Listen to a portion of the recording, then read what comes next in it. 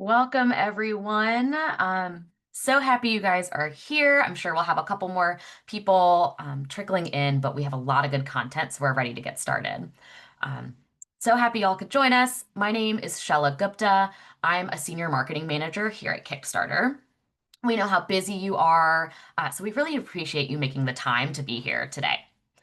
Our session today is all about Witchstarter, and we have an amazing lineup of creators here to share their experiences.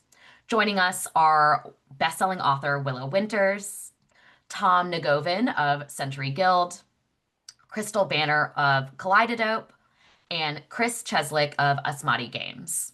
They're each bringing their own magical projects and insights to the conversation today. Let's talk through our agenda really quickly. So we'll cover what is Witchstarter, why you should join it, how to participate. We'll do a conversation panel with our creators, um, moderated by Nicole, who is one of our outreach folks over games, but is an expert in all Kickstarter projects. We'll look through some upcoming Witchstarter launches, and then we'll have time for audience Q&A. Speaking of Q&A, let's talk about some housekeeping. Next slide, please. Perfect. So this session is being recorded. We'll share the recording in a follow-up email that will go to the email you registered with. Feel free to share that amongst your teams. It's definitely, a great resource to refer back to. Please keep your mic muted throughout the session.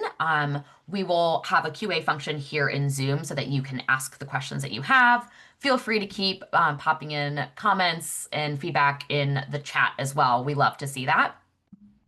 Cameras are optional, but we love seeing your faces and reactions, so always good to kind of build that community if you'd like to have your camera on. And then last, Q&A. So Zoom has a Q&A feature. If you look at the bottom ribbon of your screen, you might see a box with a question mark that says Q&A. If you don't see that, try clicking the three dots that say more, and then in that pop-up, you will see that same question box that says Q&A.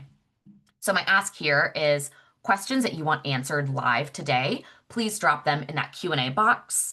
If you have general commentary or just excitement, feel free to drop those in the chat feature. You can also drop links to any live or pre-launch projects that you might have on the platform in the chat as well. We love to see those. Feel free. Oh, and then last thing, in the Q&A function, you can upvote other questions. So if you are seeing a question that resonates with you, go ahead and give it an upvote. We'll make sure to get it answered. All right, next slide, please.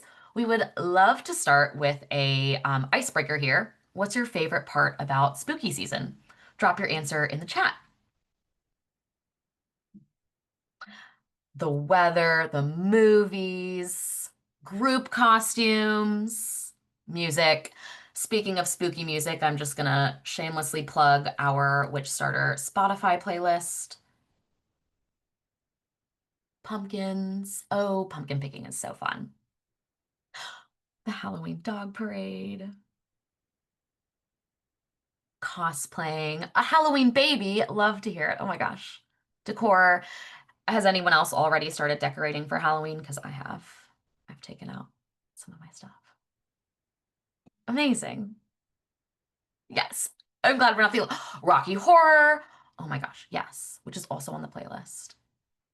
Turning off the AC. As a Southerner, I can relate. Yeah. Amazing. Keep dropping your favorite parts about spooky season, Halloween. We love to see it. Everything. Agreed.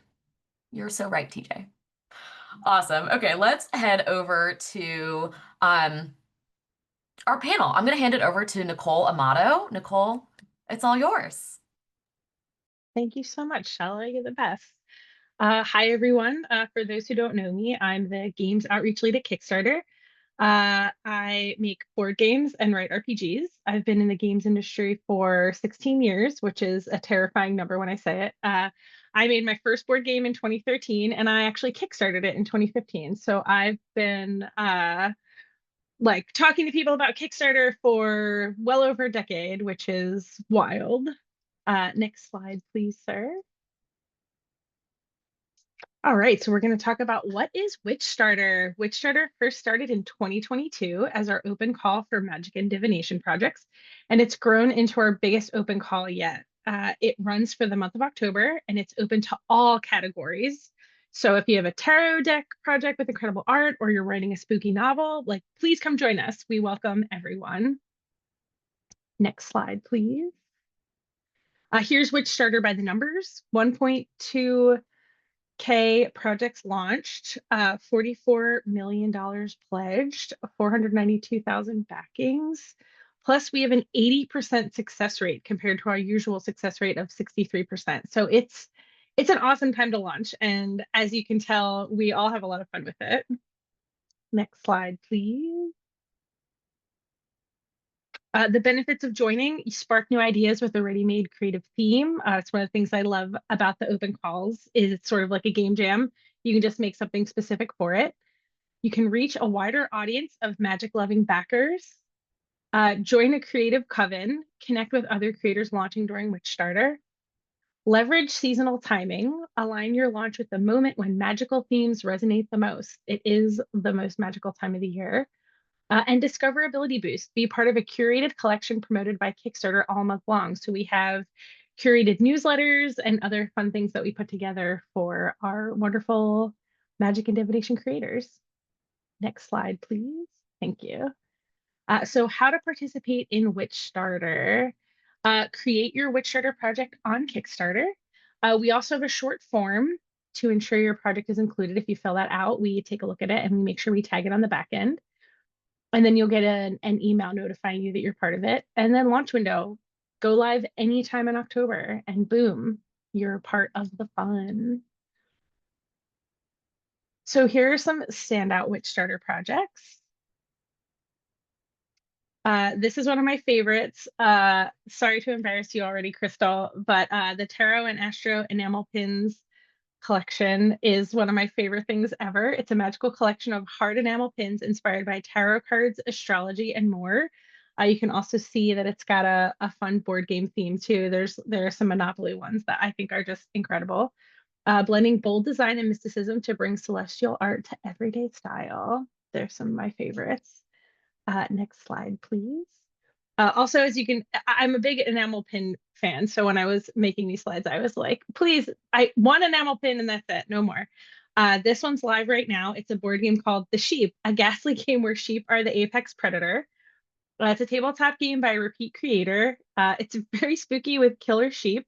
And bonus, there's a plushie, and I think the plushie is my favorite part. So yeah, it's pretty amazing. So now we're going to have a conversation with Witchstarter creators, and I'm going to let them introduce themselves. So next slide, please. We'll start with Willow. Hi, thank you so much for having me. I'm really excited to be here. I absolutely love Kickstarter.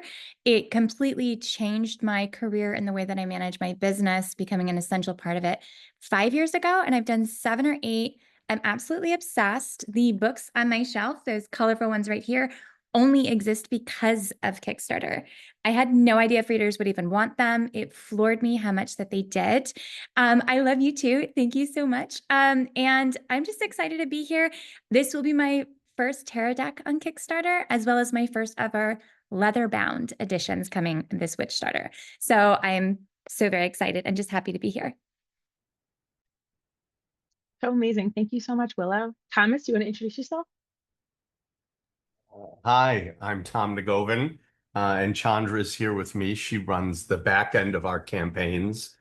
Gosh, we've been doing Kickstarter since 2010, and we've done a lot, and so much of what we do falls under the kind of occult themed and mysticism and things like that. So, Witchstarter is kind of every month for us. And so it's nice in October to be able to I guess feel more normal with everyone appreciating that.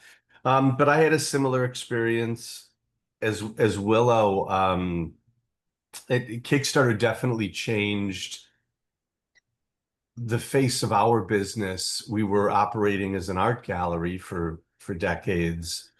And my passion really was in the books, the history and the stories. And so Kickstarter's made it easy to to connect with um, the end buyer in a way that's literally a patronage. So for anyone that's watching that hasn't done a campaign before, or even if you've done a couple, it's definitely a good it's a good way to make, speaking of Witchstarter, to manifest your reality. Yeah, so thank you. Jersey@gmail.com. Awesome. Thank you both so much. Now, Krystal, can you introduce yourself, please? Yeah, sure. My name is Krystal Banner. I'm an artist, author, intuitive, a little bit of everything. I am the founder of Kaleidadope, which is a brand that's mainly stationery, decks, gifts. I'm also an author who is published with Hay House, and I like to speak on that because I still am motivated to create independently. So that gives me the opportunity to stay true to I'm sorry, I think somebody's Someone's mic is on. yeah. But sorry, I got distracted. But I like to say that because even though I'm published, I still love to create independently, and Kickstarter has allowed me to do that in a way where I can create faster, I can create complete unique to my inspiration. And yeah, I feel like I'm just a magical person. So Witchstarter just makes sense to me with the kind of things that I create and pull out the ether. So I appreciate everybody being here. I also think you're a magical person, Krystal. Okay, and Chris, can you introduce yourself, please? Hi everyone, I'm Chris and I run Asmadi Games. We started off with Kickstarter, I don't know, way back 2010, 2011, when things were new and crowdfunding was a new magical fancy word. And it turned out it turned the entire board game industry on its head and transformed it completely to this day.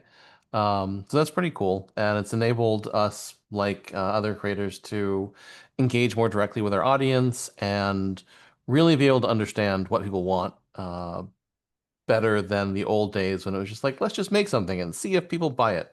Uh, which is, normal business, I guess.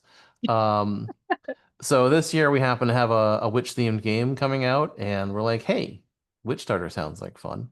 And here we are. Amazing. Thank you so much. Mhm. So let's go into the panelist questions part of the webinar.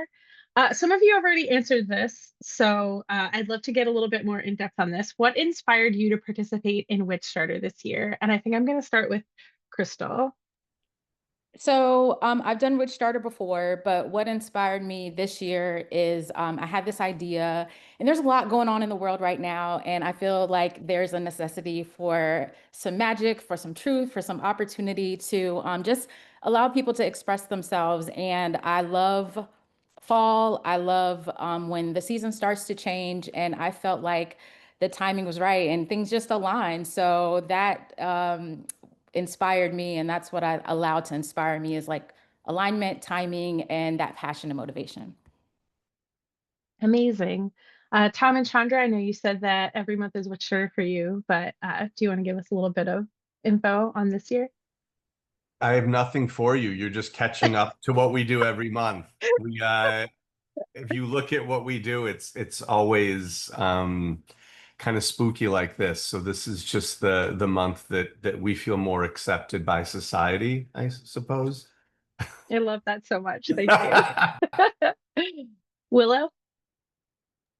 I didn't know whether or not we would be ready or we would be able to do it. This is my first tarot deck on Kickstarter, and I'm working with Dana from Influence. And I've loved her. I've worked with her with Author Nation on a special edition, and I just happened to float it by her because I love tarot decks. I love all things magical. I'm literally surrounded by crystals, and I would move my laptop so you could see my home if we had more time. But I didn't know if we would be ready or not. And Dana took on the entire project. And it just blossomed beautifully and everything just happened to work out perfectly. So I think it's just divine alignment and timing. And I'm just grateful to be here. I'm excited to have the deck in my hands and to give my readers something that I've been talking about for a very long time. That's so perfect. I love that.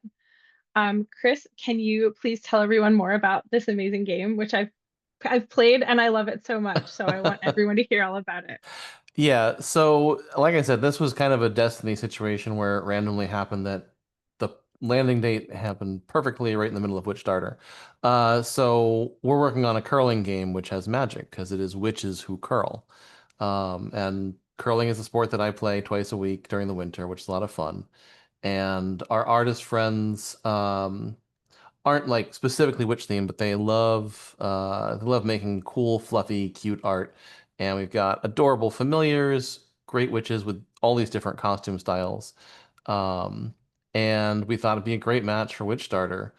I cannot overstate how much, themed call to action kind of things really enhance your project's visibility among all people on the site because they're like, oh, I'm at, essentially a Halloween craft fair on the internet for all these cool different things. And it's, tarot decks, it's pins, it's plushies, it's games, it's books, it's everything you can imagine. And it's just this cool environment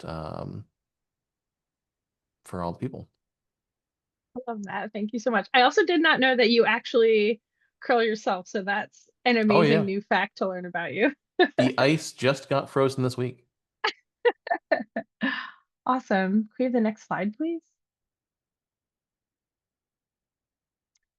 So this also kind of is in line with the last question. What makes launching during an open call like Witchstarter different from a typical campaign? I'm going to go backwards this time. I'm going to start with Chris. Aha. So obviously the timing, you have to be ready to go at the right time, which is both a blessing and a curse. The easy thing when you're running a Kickstarter or when you're preparing to run a Kickstarter is, oh, I can just delay it by a couple weeks. It'll be fine. But sometimes it's good to have that cauldron fire lit under your butt to actually get the thing done and ready. Like we know we're gonna launch October 15th and that's it. So it's kind of a hard deadline, which is nice. But that's the biggest thing for us. It's kind of a nice, secure spot. How about you, Willow?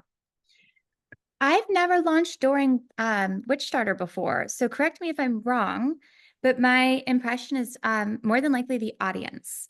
This is a tarot deck, as well as leather bound seven of my my books, and I've noticed that the audience, nearly half, is from Kickstarter when I do a Kickstarter, and it's fairly consistent. I believe I've done 7. I might have done more than that. I'm not sure at this point. And this is the first time doing something in theme. So I'm hopeful that maybe my books or maybe my tarot deck only will align more with the audience during this theme. And I'm curious to see that change in audience. At the same time, I'm just excited to also kind of be in the vibe and the atmosphere. It just adds a little bit more excitement to be like, it's like going to a costume party and you actually remember to dress up and wear a costume. So I'm I'm excited to see what's going to happen. That's perfect. And I think and I also think Chris nailed it when he said that that Witchstarter is like a Halloween craft fair. Like that's how I also feel about Make 100, which is in January. Make 100 is like make 100 of any one thing, and that's just lots of people coming to look at all the like wild and wacky things. People are like, I'm gonna make 100 drawings of what I think you would look like as a mushroom. You know what I mean? So it's so much fun. Tom and Chandra. Yeah, Chris's thing about the craft fair, I think holds really true. And something you just said, Nicole, is I know like when Make 100 comes up, I'll go through and look, and sometimes someone is a photographer that's maybe not thought about putting their work out, and they're saying, I'm going to publish 100 copies of my book. And it does feel like a fun way to get something that is really limited edition and so I think with Witchstarter, again, to Chris's point, I think it is a beacon for people that either you're really, really into the idea or aesthetics of witchcraft, or you're just kind of in that zone for Halloween. But whatever way it is, You know, we've noticed that you do get different people in at that time. And so for anyone watching that's thinking about doing something, October's a great time to come in and find new people. I see her finger. One other thing is that something that the creative community does is promoting other projects. And during Witchstarter season, it's so much easier because there's so many more projects going on. So if you're posting weekly updates and promoting, I found these 10 amazing projects going on. It's a great way to let your community know what you're interested in, things that they may not have seen, and to kind of raise everybody up. So just to, in case someone isn't, either they're newer Kickstarter, haven't done this, is something a lot of creators will do. Like we do this a lot with Beehive Books. If they have a campaign up, we know that our people will like it, so we share it and vice versa and things like that. And so something that is kind of really magnified during the Witchstarter month is they're all witchcraft themed. So it's easier to do something like, hey, these are 5 things I saw this week. And so it does help. I think it's just, it's kind of, the way she said it, it's really good for the community because we're able to kind of all fuel each other in a way that's Meaningful. I was going to say less easily clarified in other months than this one. I think that's beautiful. That's something I recommend to my creators all the time too, is find other people who are alive at the same time. And that way you can kind of cross promote each other. During Zine Quest, one of our creators he runs a live stream weekly where he has a puppet and he runs the live stream as the puppet, and he just backs a bunch of Zine Quest projects live. So basically, if you're following him on Kickstarter, your inbox is unusable for like an hour a week because he backs like 50 projects. Yeah, but it's so much fun. And let me add one thing to that. I have met a couple creators that have been a little guarded with that kind of thing. And I look at it this way, like I've never met someone who owns one book. Do you know what I mean? Like, so I feel like Absolutely. yeah, exactly. You know what I mean? So it's not like if you are helping promote other, like for me, A rising tide lifts all yeah, boats. if we're promoting other book creators, it's just never been anything except beneficial. So anyway, yeah, that was. I love that so much. Brandy just said 0 books or hundreds, no in between. Absolutely. That's exactly what it's like. Krystal? Yeah, so the one unique thing, I agree with what everybody said. But to Tom's point, exactly, creativity, magic shows up so uniquely to each person. So to see all the creativity of people is always exciting to me. I love looking through it. And what makes it different, I believe, is if you have never created a project before, if your work falls into this category, you'll have the audience. So this is the perfect time. This is the perfect open call to do your first project if you are in this kind of work or you want to try to launch something astrology based or tarot or, you know, spooky or whatever. So there's the audience already built in for you. You already have Kickstarter who is promoting it, who is supporting it. It's like this, all this built-in support already. So it kind of sets you up for success if, you know, you're new to this. So that's what I would say. I love that. Thank you so much. Okay, let's go on to the next question. So what's one strategy or tip from your past campaigns that you'd recommend to new creators? I'm going to start with Tom this time. Tom and Chandra. I'm gonna let Chandra feel this.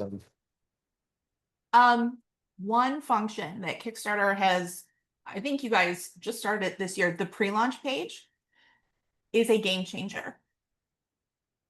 You can create a pre-launch page and start gaining interest for your project months before you launch. And it makes a huge difference on launch day numbers. Use it. That's the biggest tip.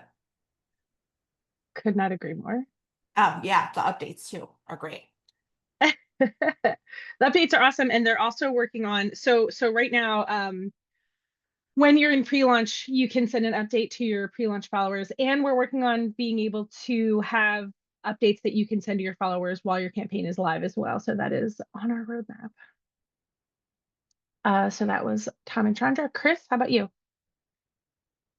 Definitely the pre-launch page is a big one. Because of just the way that crowdfunding works, the more you can front load into the beginning of your campaign, the better it will be. It's just the weird snowball effect that we always see with crowdfunding stuff. But with Kickstarter, I think probably the number one tip is if anything weird happens, just be honest and tell your backers what the weird thing is that happened. Even if it's bad, even if it's weird, even if it's terrible, let them know. They'll be fine. This mostly goes for after the campaign's run, but honesty is always the best policy.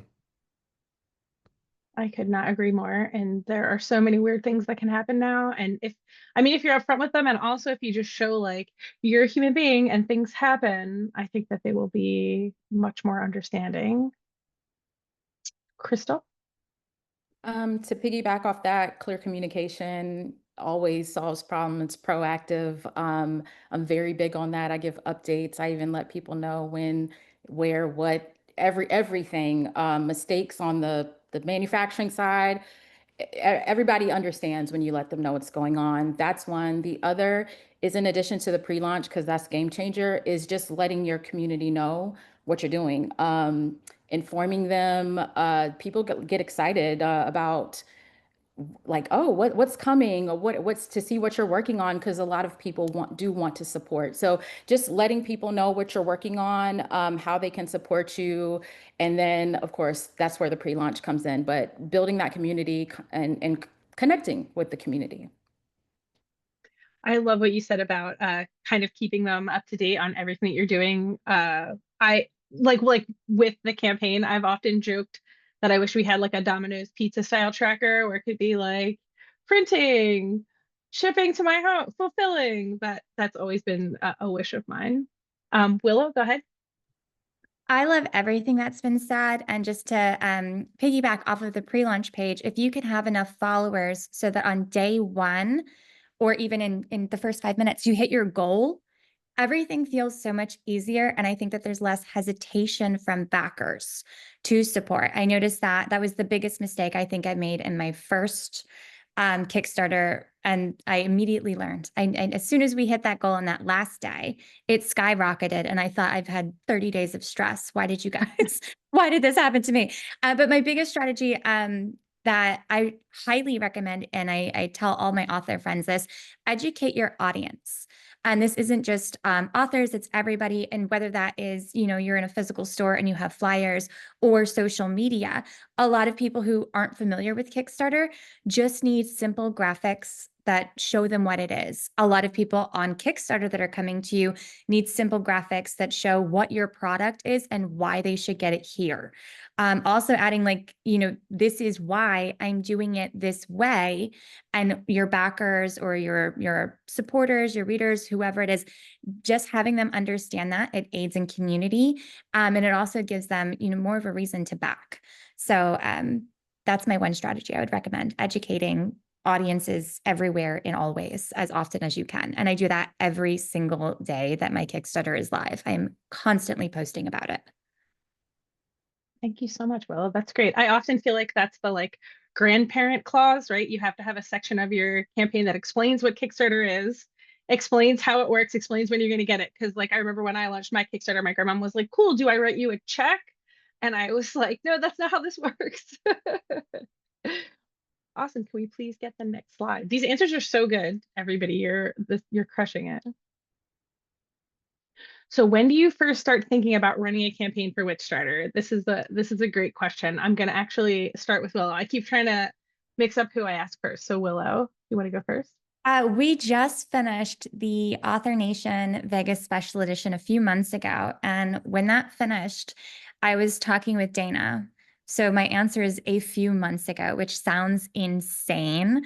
But both of us are so very familiar with Kickstarter and very familiar with our industry. And when she said we were going to launch in October, I I did feel like a little sick to my I was like, wait, but she's handling a lot of the work and everything has been done so seamlessly.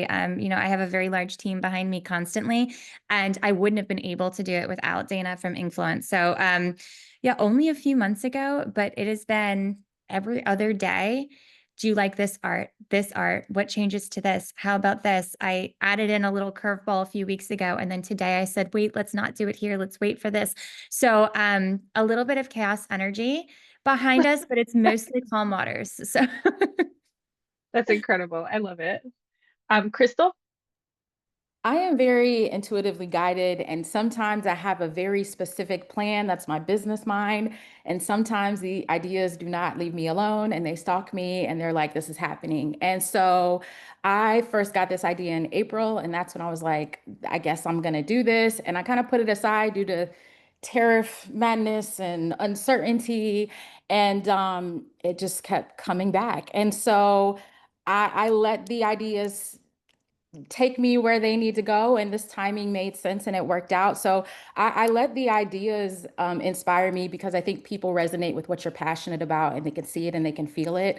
So but I definitely want to give myself time. So since I started thinking about it in April, I was like, I can manage this gives me enough time to do it. But yeah, sometimes it's actually not planned, but I am reasonable in that sense, where I make sure I do have enough time to be prepared. It's amazing. I love it.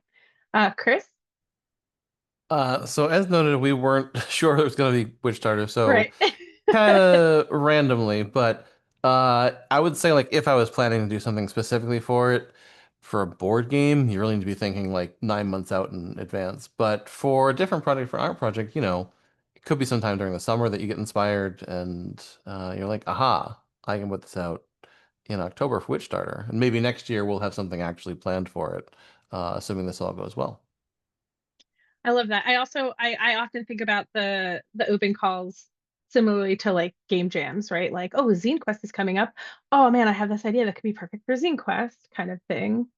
And for Tom and Chandra, I guess I would say, how do you decide which one you run during Kickstarter would be the way. If you can't answer this question, I would say, how do you decide which of the ones that you're running is specifically for this special month? I have an opinion, but it's also not really my decision.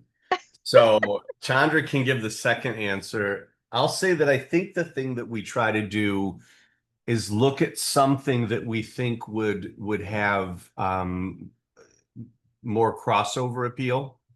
And so, like, the idea that we're doing the Gothic romance books this October, it just has a wider spread. So someone coming in casually, as opposed to like a book that's, you know, a little more niche. But I make suggestions. She actually decides the calendar. So she'll A creative calendar is a fluid thing. And one of the hardest things coming into a creative field from a non-creative field is learning to accept that the flow. If you say, I'm going to launch this project in October, you might not be able to plan out that it's going to be the 8th, because it might have to be the 21st. And so you have to kind of learn to roll with those punches. We choose what projects we're going to do for the next year beforehand and start working to prepare materials. But sometimes it's intuitive. Sometimes it's, what can we complete by this date that we want to do a project? You have to be really flexible. Because one thing I can add to that might help other creators, especially newer ones, is that the more prepared you can be, the better it is. Like Willow had said, oh, you hit your goal and then it skyrockets. It's so counterintuitive that when people, I learned this a long time ago, when people see that you're struggling, they're less likely to help. They're less likely to pledge. It seems, I mean, to me, I'm the opposite. I'll go and look at who's not making money and put money there. But most people, the minute you hit your goal, instead of saying, oh, well, they don't need any more money, then everybody all of a sudden wants to be in on it. And so there's something to be said for for, could someone today decide I'm going to do a Witchstarter this October? They totally could. But the people who've been planning, the benefit is you can have kind of more time to do your advertising materials, to really sculpt what the thing is going to be. And so I'm just kind of adding that on as an addendum, like you don't want to over prepare to the point where you never do it, but preparation is really valuable. I think that these are all great pieces of wisdom for everyone listening. And I really love the idea of being able to roll with it, because I know sometimes that can be really terrifying. And yeah, the psychology of the backer, I'm the same way, Tom. I'm like, oh, they're not going to make it. I would like to help them. Or I sometimes go to a campaign if I'm like, I follow a lot of campaigns. So sometimes I'll look at one and be like, oh, this one, I don't have to back this. They're already going to make it and I'm good. And you either own 0 board games or 1,000 board games, and I'll let you guess which one of those people I am. Now we're going to talk about upcoming Witchstarter launches. Thank you all so much for your amazing answers. And now we're going to hear about your incredible upcoming campaigns. It's Willow, would you like to me. begin? So I am tarot obsessed. I have at least 30 tarot decks on this floor of my home. I have 2 in each of my bags. I absolutely love tarot. And in my Merciless series, which is my best-selling series, All He'll Ever Be is one of my best-selling books, there's tarot within it, one of the characters. And I made a tarot deck, oh God, maybe 5 or 6 years ago. Headache and a half to do this myself. I had no idea how many to order. I ordered too many at first, and then once they got into hands, I didn't have enough. And then reorder, like it just the entire process was completely different for me. And this happened prior to ever doing another Kickstarter. So when I had this idea that my Merciless world deserved a tarot deck, that it was time, and I reached out to Dana. I reached out to her with the vibe that I wanted. She sent back some art. And then we hopped on a call and she said, hey, I have this idea. You just said, because I'd spoken to her about special editions and such. And she said, you've never done a leather bound before.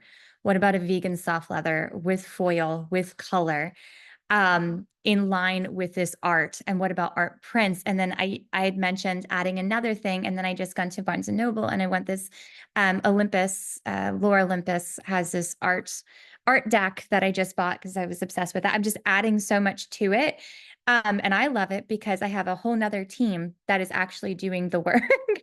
And it's just been absolutely fabulous. So I probably talk too much, but I am, I'm obsessed with it, and I can't wait for it to happen, mostly because I want this set for me, and I know it's going to make a lot of my readers happy. And hopefully readers who haven't seen my work before will be drawn to it, and it'll find the right people who need to read those books for all the good feels. Yes, and there's the image. I was going to say, here are some more images from your beautiful. It'll have a beautiful edge to it that when you put all the books together, it forms an image on both top, bottom, and side. And I'm just very excited. It's so incredible. Thank you so much. Thank you. All right, Tom and Chandra.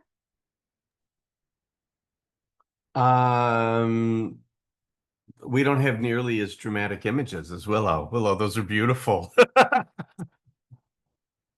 Do you want to talk about this? Sure. So we're partnering with another publisher, Bibliomancers, who did an edition of small paperback books collecting artwork in their archive. The first book, Spellbound, was all occult and witch themed. This book, Spectral Vision of Gothic Romance, is all Gothic romance covers. So it's women running away from houses, women running through graveyards, women running into the sea, women running into the clouds. But the whole genre of Gothic romance is fascinating anyway because of the subversion of the patriarchy in it. But the artwork really exemplifies that. And we have a huge collection. Bibliomancers has a huge collection. So we're putting them together and making a beautiful hardcover edition that just features the artwork from all of these novels from the 60s and the 70s. And so the thing, so Bibliomancers has a kind of a cult presence in Los Angeles. And the thing that he does are kind of collage books. And the thing that we do is we add a lot of historical context. We identify the artists. We talk about, we treat it a little more like a museum show. We've got some of the original paintings that were used to make these, but basically it's just a celebration of, those 60s and 70s, that era when it was the satanic panic kind of working into the romance novels that you'd see. You'd be buying your eggs and Wonder Bread, and there would be like, Lord Satan or something like that. Somehow that's one of the titles right next to the potato chips. That's amazing. Also, I don't know if you saw, but Shella and I both wrote "Women Running into the Sea" relatable at the same time when you said that. So, next slide, please. And then let's have Krystal talk about her project. Yes, so my project is called Arcana. It's an archetype deck and guidebook. So I've created several tarot decks, oracle decks, affirmation, general emotion. So I've been doing this, and one of the things that I haven't done was an archetype deck, and Arcana is recognizable in tarot with the major arcana. It also represents like secrets and mystery, and I'm just feeling this vibe. So I was like, as I'm studying people through observing, I was like, these archetypes show up not only in tarot, but in movies and books, real life, obviously. And some people separate those two, but it's really us learning about ourselves and learning about ourselves through other people. And I really wanted to highlight these archetypes in a very modern, sometimes comical, but also based in truth way. So this deck is really all about exploring the mystery. There's tons of Easter eggs, there's book references, there's movie references. Some of the cards speak to each other. And I'm going to leave some for people to figure out. I'm going to talk about some, but yeah, it's really been fun to create. And I feel like it's my way of yelling into the world. Critical thinking is good, nuance is necessary, intelligence is sexy, and it can be blended with the spiritual as well. So that is my project that is launching on the 22nd, and I'm really, really excited about it. Heck yeah.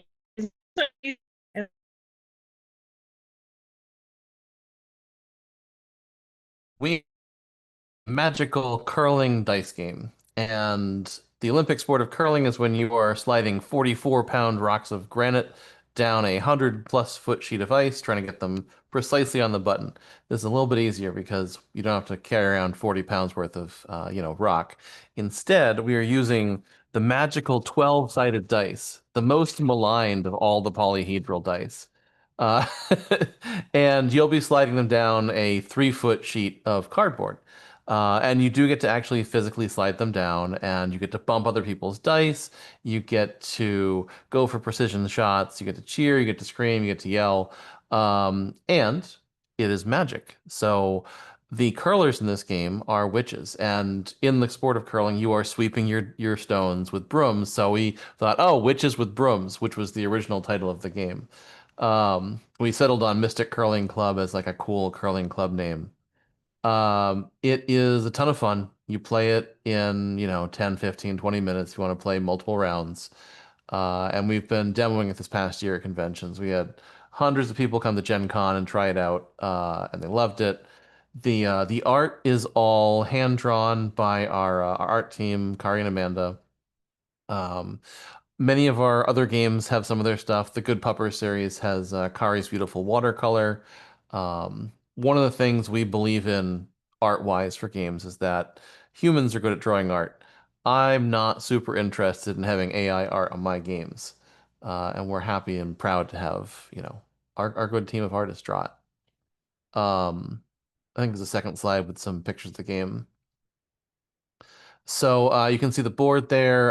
It's got the beautiful curling rings with sort of like a magic ring inscribed across it. And you can see Demi and her adorable, derpy, familiar Monty, who is a little manticore who loves riding on the curling stone.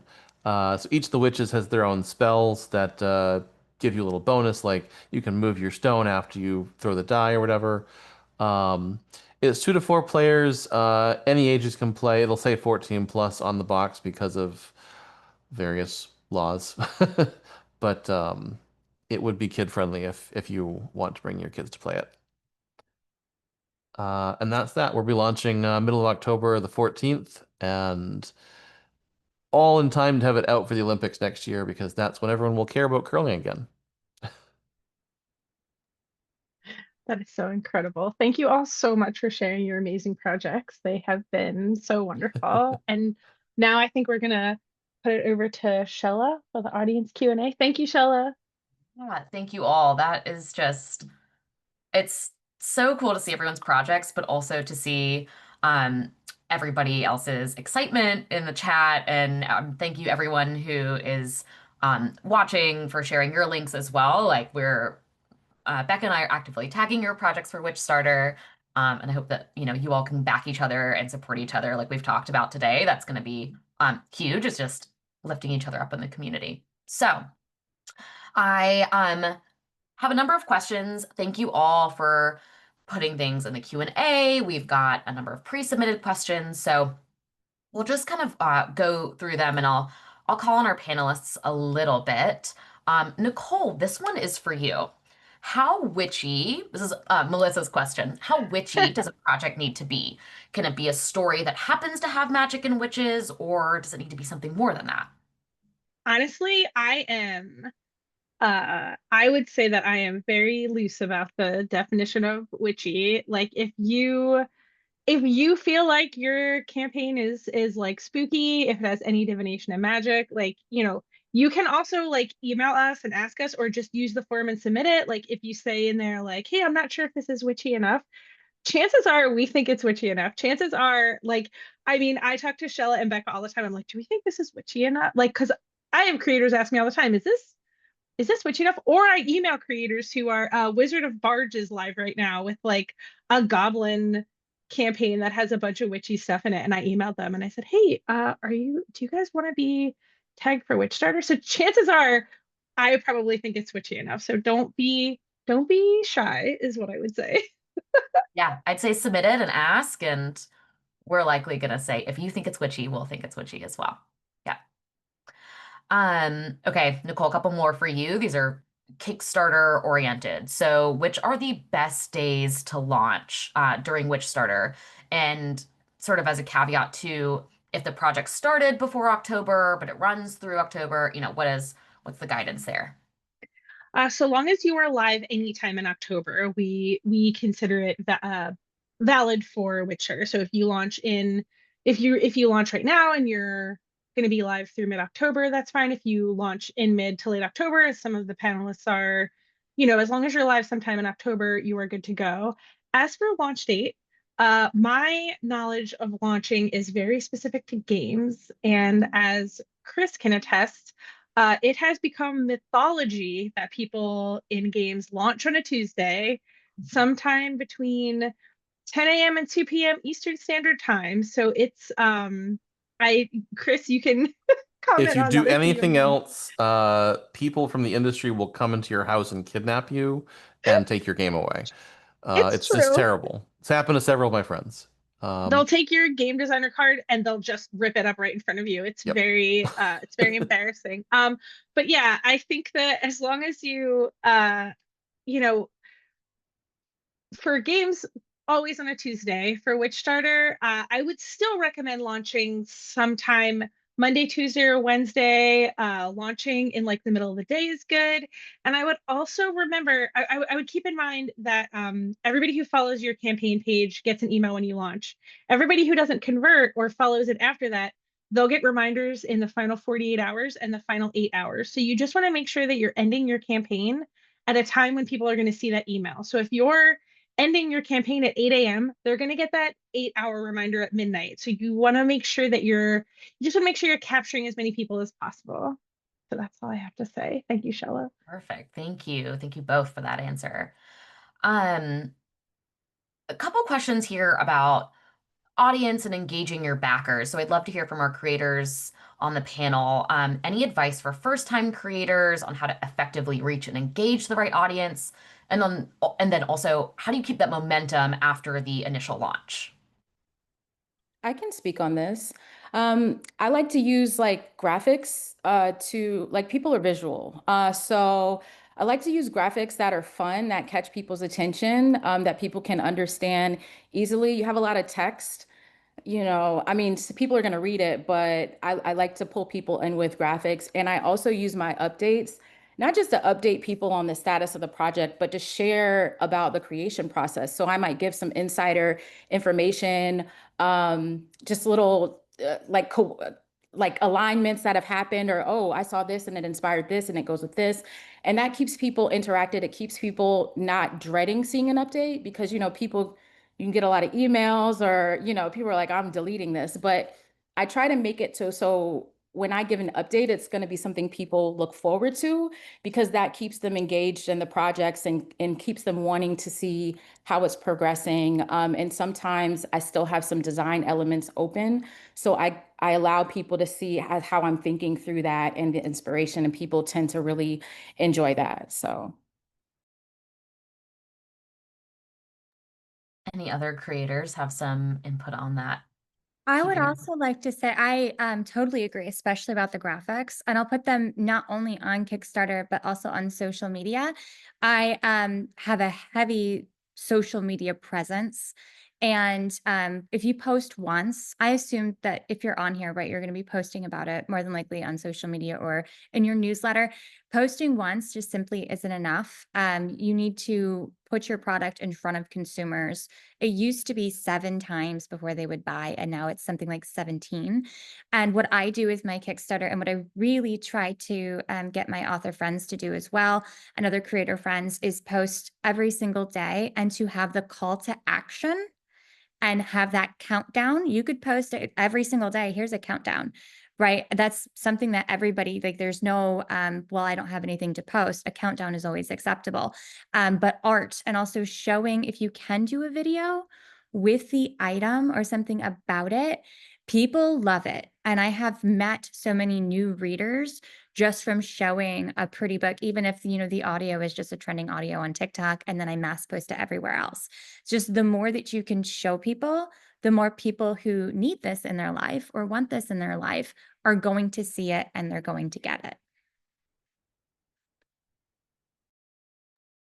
Thanks, y'all. I appreciate that. Um, I've got another question here. Sort of, Krystal hit on this a little bit. For my creators, do you think backers connect more with the storytelling or the lore around the project, or is it more really about the physical product itself? Or how do you view that when you're building your campaign page and marketing your campaign? I'd like to add it's about the person too. Like I feel like some people support me, and Willow was saying like she has people that have been following her work, or like I feel like people, when you build a community, they want to support you. So it's that too. So I think it's a mixture of all of them, because if they trust your work, they're all in. Like some people, I've gone in some where I only have like 6 cards drawn and they're like, yeah, I'm backing it. And I'm like, wow, thank you. So I think it's building up that trust, but I think it's the storytelling at the beginning, allowing people to see your passion behind your work. And I think that is just, kind of contagious and magnetizing. So I like to share that, and so people can see like all phases of it. But I think it's all three of those that tend to draw people in and pull people in. So just talking about it, being as authentic as possible, I think is really the cheat code. And for authors and books, I know readers who will buy a book in every single cover that it comes in without even seeing the cover. So exactly what Krystal was saying, it definitely lends itself to all sorts of industries. We've talked a little bit about, of a rising tide lifts all boats and supporting each other. Any advice on how to cross promote? Are you joining groups or working with people you already know in the industry? Or, has anyone cold messaged another creator on Kickstarter and said, hey, do you want to do some cross promotion? What advice do you have to creators on building that community?